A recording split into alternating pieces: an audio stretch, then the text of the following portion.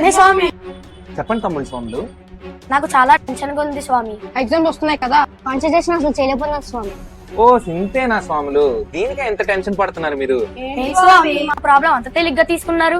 మరి లేకపోతే ఏంటి స్వాములు, ఇలాంటి చిన్న చిన్న విషయాలకే మీరు ఇంత టెన్షన్ పడిపోతే ఫ్యూచర్ లో ఇంకా పెద్ద పెద్ద టెన్షన్ ఎదుర్కోవాల్సి వస్తుంది. ఫ్యూచర్ లో వచ్చే టెన్షన్ పక్కన పెట్టండి స్వామి. ప్రెసెంట్ లో ఉండే టెన్షన్ పోగొట్టే మార్గం చూపించండి స్వామి.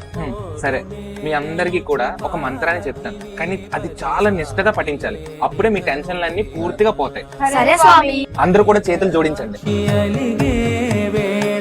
కళ్ళు మూసుకొని నాతో పాటు చెప్పండి.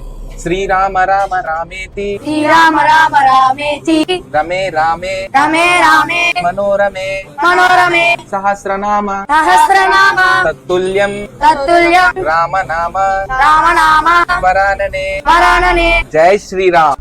జై శ్రీరామ్. ఈ మంత్రాన్ని ఇంటికి వెళ్ళాక నిష్ఠగా నేల మీద కూర్చొని 11 సార్లు చదవండి. చాలు, మీ టెన్షన్లు అన్ని పోతే. అలాగే ఎగ్జామ్స్ కూడా బాగా రాస్తారు. అలాగే చదవండి కాన్సన్ట్రేషన్ పెట్టి. డెఫినెట్ గా ఉన్న టెన్షన్ అయితే ఎగ్జామ్ టెన్షన్ పోతుంది. అలాగే మీరు కూడా ఈ రామనామాన్ని కంటిన్యూస్ గా 11 టైమ్స్ జపించండి. నేను మీ తేజ సైనింగ్ ఆఫ్. జై హింద్, జై శ్రీరామ్. By by.